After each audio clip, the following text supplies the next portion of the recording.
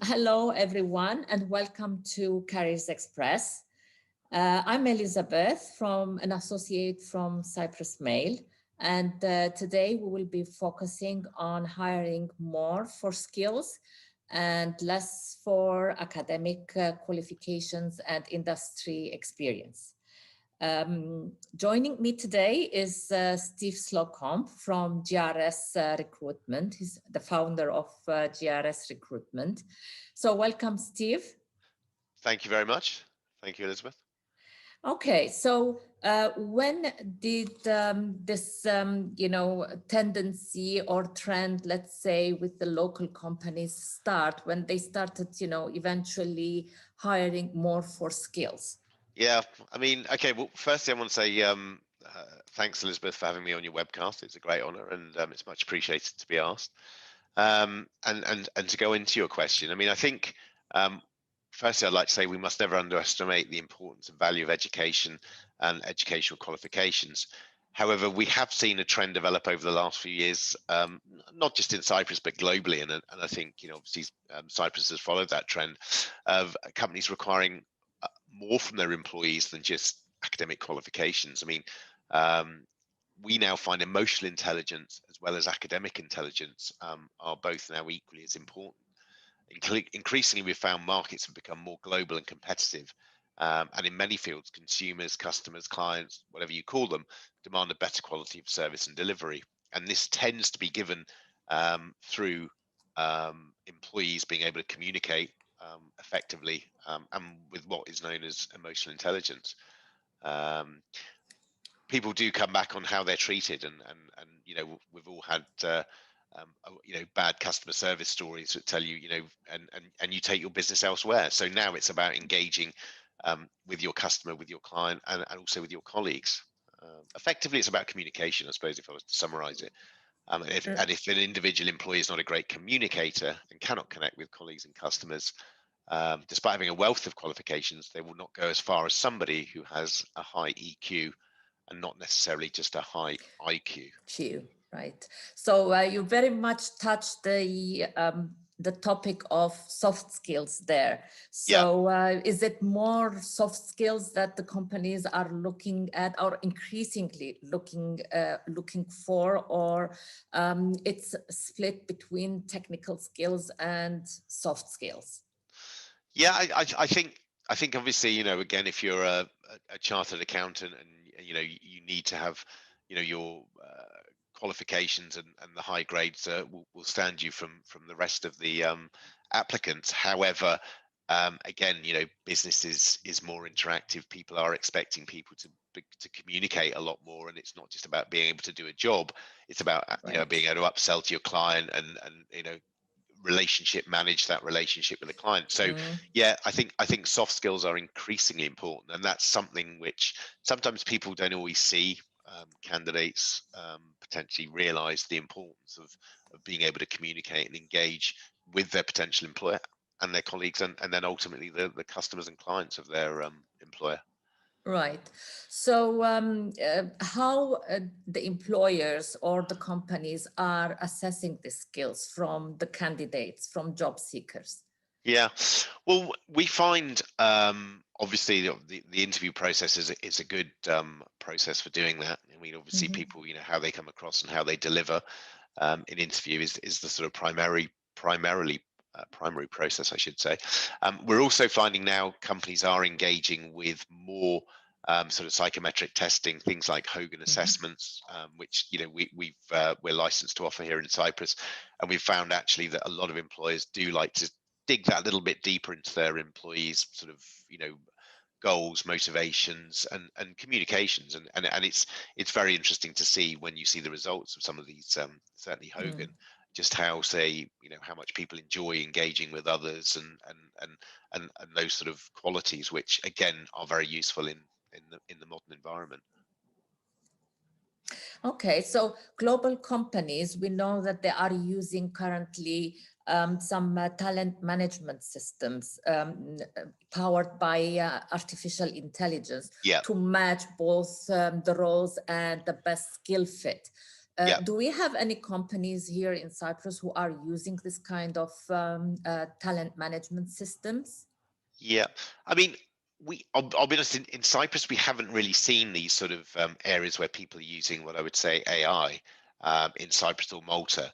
And I think it will come, but I think at this stage of the game, the artificial intelligence systems required to sort of replace the humans, while it is available, I think it's going to be a while before it hits the sort of mainstream and companies can afford to use it, because obviously it's cutting edge technology, which I would imagine is Yes. extremely expensive. So Mhm. it is there, and it is on the horizon, and I think that's something we all need to be aware of. But I think at this stage, again, I think with the sort of talent management, people are using more and more people are using sort of psychometric testing and things like that as an addition to their selection process. But actual AI, we're not seeing it yet in Cyprus and Malta. But again, you are hearing certainly in the US that companies, some of these big corporate businesses that can afford this sort of technology, the software, are starting to use it. And like all these things, it will come. Yeah, definitely, definitely.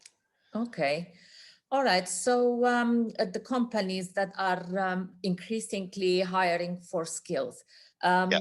are they hiring new people, or they are, or they're reskilling their own people and placing them, or redeploying them internally? Yeah, well, I mean, a combination of both, really. I mean, obviously, we're seeing new employers looking for sort of new skill sets, and I think we're also seeing, again, employers looking at their existing employees and thinking where best can they be suited to the roles within the organization. And another service that we've been offering and has been, and actually we did it internally, was a thing called Clifton Strengths. I'm sure we've all had a situation where we've had an employee who is great at doing a couple of jobs.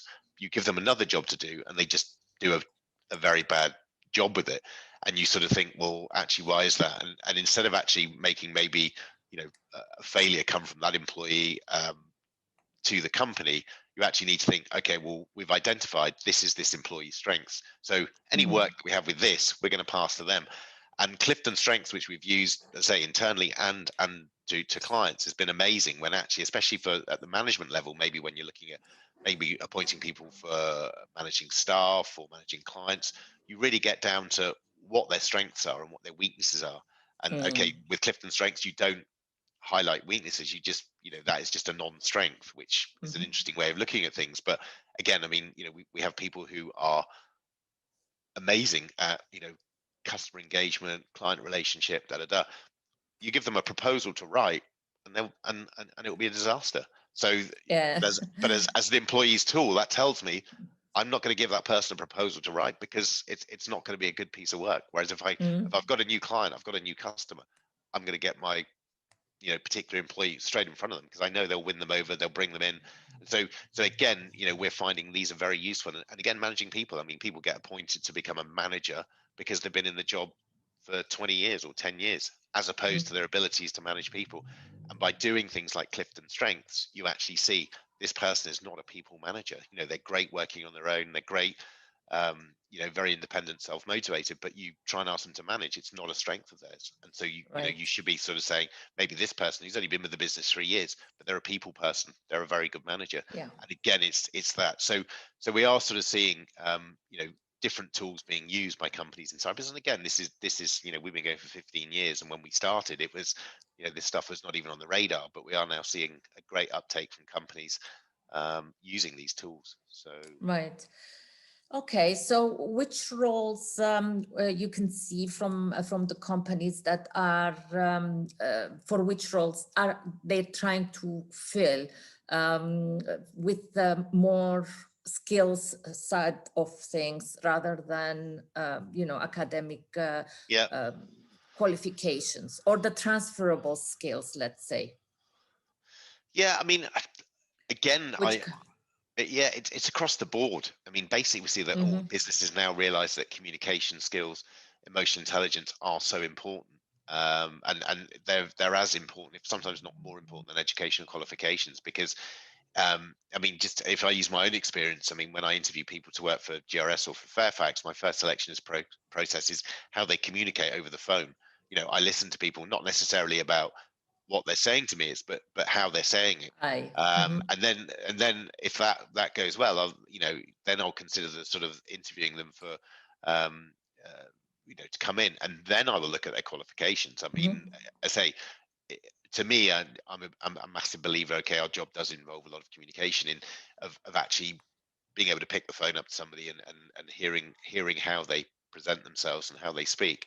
And then, if that goes well, I'll look at their academic qualifications and then bring them in. And incidentally, we have a 4-stage interview process within our company, so that the whole management team gets to meet them, because again, I think, one or two people's views are good, but I think 4 people's views are better. So Yeah. it's and that is, as I say, across the board, people are really basically valuing the importance of communication and emotional intelligence. So we're not saying it's just in this sector or that sector. We've seen it right through from accounting through to Everyone. payment solutions. Yeah, people want communicators. What about the techies? Because we know that tech companies are on the rise. Yeah. A lot of positions, or most positions right now, or vacancies are in the technical, Yeah. with the technical skill requirement. So the employers, they're looking for soft skills from techies as well. So, Yeah, I or mean, I think you're in a distinct advantage if you have the technical skills and the soft skills. I mean, as you rightly say, with the IT, probably that's the exception to the rule.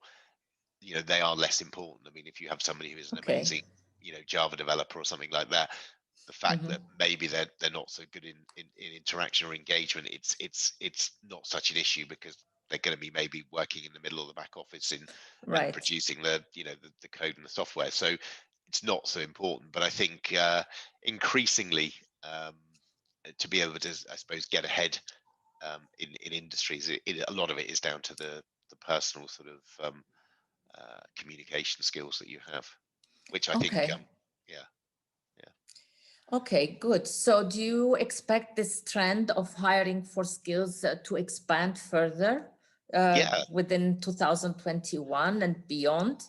yeah. I mean, absolutely. I think it's going to continue. I don't think it's going to change. And I think as we, uh, again, global competition, to keep clients, to keep people engaged, people want to engage with people like themselves, and I think that's going to continue. It's not going to change at Right. all.